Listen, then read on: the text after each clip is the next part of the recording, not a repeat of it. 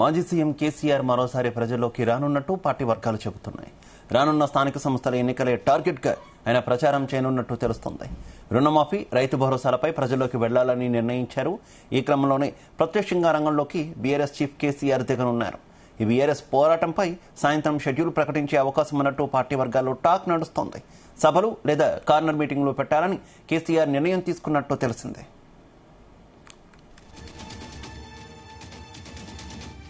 September మొదటి వారం నుంచి కేసీఆర్ రంగంలోకి దిగుతున్నట్టు సమాచారం.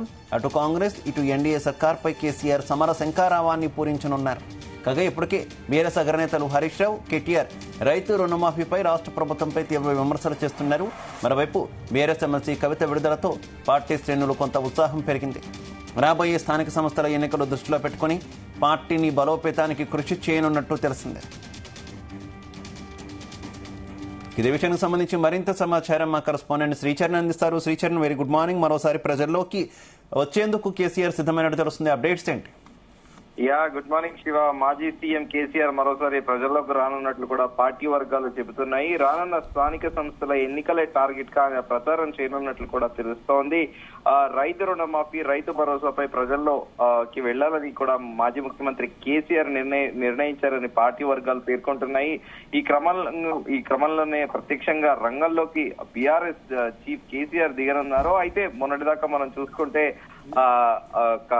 ఎమ్మెల్సీ కవిత తీహార్ జైల్లో ఉంటే లిక్కర్ స్కామ్ లో అరెస్ట్ అయిన విషయం తెలిసిందే. అయితే ఇన్ని రోజులుగా కూడా కాస్త సైకలాజికల్ గా కూడా కేసీఆర్ డిమోరలైజ్ అయిన విషయం తెలిసిందే. ఎందుకంటే కన్న కూతురు జైలుకి వెళ్లడము, తదనంతరం కూడా అసెంబ్లీ ఎన్నికల్లో బీఆర్ఎస్ పార్టీ ఓటమి పాలు కావడము, ఇలా వరుసగా అసెంబ్లీ ఎన్నికల్లో ఓటమి అనంతరము పార్లమెంట్ ఎన్నికలకు తర్వాత కూడా ఆమె కవిత ముందు జైలుకి వెళ్లడము, ఆ పరిణామాలన్నీ కూడా చూసాము. ఒక్కసారిగా కూడా బీఆర్ఎస్ పార్టీ ఒక సర్వైవల్ క్వశ్చన్ మార్క్ అన్న చందన కూడా తయారైంది. సో ఇప్పుడు మళ్ళీ కూడా కూతురికి పేలికి రావడము, దాదాపు 160 రోజుల తర్వాత కూతుర్ని చూసుకోవడము, ఒకసారి కూడా మళ్ళీ డిమోరలైజ్ అయిన వ్యక్తి కన్న కూతురు వచ్చి కలవడం కూడా ఆయనకు ఒక్కసారిగా కూడా మళ్ళీ ఉత్సాహం అనేది రెట్టింపైందని చెప్పుకోవచ్చు. దానిలో భాగంగానే ప్రస్తుతము బీఆర్ఎస్ పోరాటంపై ఈ రోజు సాయంత్రం షెడ్యూల్ వెలువడించే అవకాశం ఉన్నట్లు కూడా పార్టీ వర్గాల్లో టాక్ నడుస్తోంది.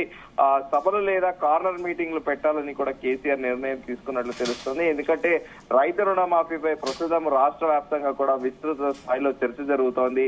ఓవైపు మాజీ మంత్రి హరీష్ రావు ఏమో రైతు రుణమాఫీ జరగలేదు, at the same time BJP LP నేత మహేశ్వర్ రెడ్డి కూడా పదే ఆరోపిస్తూ వస్తున్నారు. పూర్తి స్థాయిలో రైతు రుణమాఫీ అనేది రాష్ట్రంలో ఎక్కడా జరగలేదు. రైతు రుణమాఫీకి దాదాపు 49,000 కోట్ల రూపాయలు అవసరం ఉంటాయి. కానీ ప్రభుత్వం కేవలం కొండుతొడుపుగా 31,000 కోట్లు మాత్రమే దాన్ని అంచనా వేసింది. కానీ బడ్జెట్ లో కూడా కేవలం 26,000 కోట్లు మాత్రమే రైతు రుణమాఫీకి కేటాయించింది. దాంతో పాటు రైతు రుణమాఫీకి సంబంధించి కొన్ని టెక్నికల్ ఇష్యూస్ రావడము, బ్యాంకు ఖాతాదారులకు సంబంధించి పాస్బుక్ లో ఆధార్ కార్డులు జత అయ్యి లేకపోవడము, ఇప్పటికే 4 రోజుల పాటు వ్యవసాయ శాఖ అధికారులు కూడా వాళ్ళకి టైం ఇచ్చారు. ఏమైనా క్వెరీస్ ఉంటే సార్ట్అవుట్ చేసుకోవడానికి, నేమ్స్ కానీ లేకపోతే ఆధార్ లింక్ లేకపోతే ఆధార్ లింక్ చేసుకోవడం, ఇలా పలు సమస్యలతో ప్రస్తుతం రైతు రుణమాఫీ అనేది ఇంకా ఉంది. పూర్తి స్థాయిలో రైతు రుణమాఫీ ఇంప్లిమెంట్ కాలేదు.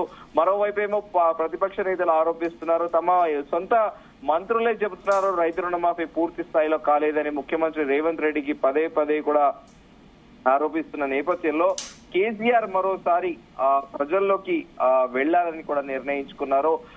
ఎంత కాదనుకున్నా కూడా కేసీఆర్ కి, ఎందుకంటే ఉద్యమ నాయకుడిగా కూడా పేరున్నది. మలిదశ తెలంగాణ ఉద్యమంలో కేసీఆర్ ఒక పొలిటికల్ వాక్యూమ్ ఉన్న చోట ఆ వాక్యూమ్ ని ఆయన ఆక్యుపై చేసుకొని తెలంగాణ ఉద్యమాన్ని రాజకీయంగా ముందుకు తీసుకెళ్లారనేది కూడా ఇప్పటికీ కూడా విశ్లేషకులు అభిప్రాయపడుతూ ఉంటారు. అప్పట్లో తెలంగాణ ఉద్యమానికి సంబంధించి సరైన నాయకుడు, రాజకీయ నాయకుడు లేకపోవడము, లీడర్షిప్ లేకపోవడము, సో అదే టైంలో కేసీఆర్ ఆ అజెండాని, తెలంగాణ ఎజెండాని తీసుకోవడము, దానికోసమే ప్రత్యేకంగా పార్టీ పెట్టడము మనంతా దాదాపు అదంతా చూసాము మనం ఇప్పుడు. సో ఆ పొలిటికల్ వాక్యూమ్ అనేది ధీటుగా కూడా తెలంగాణ గురించి మాట్లాడే వ్యక్తిగా కూడా పేరు తెచ్చుకున్న కేసీఆర్ ఇప్పుడు మరోసారి కూడా అదే సెంటిమెంట్ తోని ఇప్పుడు ప్రజల్లోకి వెళ్లి సెప్టెంబర్ మొదటి వారం నుంచి కూడా కేసీఆర్ వెళ్లాలని రంగంలోకి దిగుతున్నట్లు కూడా సమాచారము. ఇటు కాంగ్రెస్ తో పాటు ఎన్డీఏ సర్కార్ పైన కూడా కేసీఆర్ సమర శంకరావాన్ని పూరించనున్నారు అని కూడా బీఆర్ఎస్ పార్టీ వర్గాలు తెలుస్తున్నాయి. కాగా ఇప్పటికే బీఆర్ఎస్ అగ్రనేతలు హరీష్ రావు కేసీఆర్ రైతు రుణమాఫీ పై రాష్ట్ర ప్రభుత్వంపై తీవ్ర విమర్శలు చేస్తున్నారు. మరోవైపు బీఆర్ఎస్ ఎమ్మెల్సీ కవిత విడుదల కావడంతో కూడా పార్టీ శ్రేణుల్లో కొంత మేరకు ఉత్సాహం పెరిగింది. రాబోయే స్థానిక సంస్థల ఎన్నికల దృష్టిలో పెట్టుకొని పార్టీని బలోపేతానికి కృషి చేయనున్నట్లు కూడా తెలిసింది. అఫ్ కోర్స్ కేసీఆర్ అనే వ్యక్తికి ఇప్పటికీ కూడా ఒక మ్యాన్ ఆఫ్ మాసెస్ గా కేసీఆర్ ఇప్పుడు మాజీ ముఖ్యమంత్రి అయినప్పటికీ ఇప్పటికీ కేసీఆర్ ని చూడడానికి ప్రజలు తరలి వస్తూ ఉంటారు గ్రామాల్లో. ఎందుకంటే ఒక లోకల్ ఫోక్ లాంగ్వేజ్ లో మాట్లాడుతూ ఉంటారు.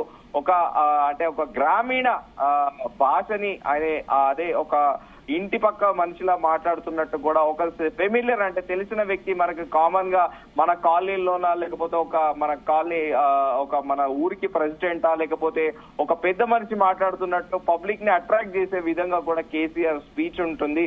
ఈ నేపథ్యంలోనే సెప్టెంబర్ మొదటి వారం నుంచి కూడా స్థానిక సంస్థల ఎన్నికల గురించి కేసీఆర్ రంగంలో దిగుతున్నట్టు సమాచారం. శివ, అయితే ఎప్పుడైతే కవిత బెయిల్ నుంచి వచ్చారో, బెయిల్ మీద విడుదల బయటకు వచ్చారో అప్పటి నుంచి కూడా కొంత జోష్ అనేది భారీ ఎత్తున బీఆర్ఎస్ లో కనిపిస్తున్నట్టు ఉంది శ్రీచరణ్. అలాగే ఇప్పుడు కేసీఆర్ తో పాటు కవిత కూడా జనం మధ్యలోకి వచ్చేటటువంటి అవకాశాలు ఉన్నాయా? కవిత కూడా నేను గట్టిగా పోరాడతానంటూ కూడా విడుదల తర్వాత చెప్పినటువంటి విషయం మనం గుర్తు చేసుకోవాలి కదా.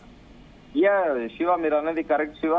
ఖచ్చితంగా తిహార్ జైలు నుంచి బయటకు వచ్చాక కూడా ఎమ్మెల్సీ కవిత కూడా ఒక ప్రకటన చేశారు, కీలక ప్రకటన. నేను మంచిదాన్ని మొండిదాన్ని, నన్ను అనవసరంగా నా పైన కేసులు పెట్టి నన్ను జగమొండిని చేశారు. ఇప్పటి నుంచి యాక్టివ్ గా ప్రజాక్షేత్రంలో పోరాడతానని కూడా ఆమె కూడా ఒక పిలుపునిచ్చారు.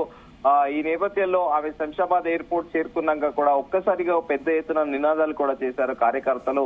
సీఎం కవిత, సీఎం కవిత అంటూ కూడా. ప్రస్తుతానికి అంటే తెలంగాణ ఉద్యమాల సమయంలో కూడా అటు టిఆర్ఎస్ పార్టీ ఉన్నా కూడా ఆమె సొంతగా జాగృతి అనే సంస్థని కూడా నడిపింది. చాలా యాక్టివ్ గా తెలంగాణ అజిటేషన్ లో జాగృతి సంస్థది కూడా చాలా కీ రోల్ అని కూడా చెప్పుకోవచ్చు. కాకపోతే ప్రస్తుతము ఆమె పదే కూడా ఆమె చెప్తున్నారు, కడిగిన ముత్యంలా ఖచ్చితంగా బయటికి వస్తా. నేను లిక్కర్ స్కామ్ సంబంధించి కేవలం ఆరోపణలు మాత్రమే, పూర్తిగా రుజువు కాలేదు.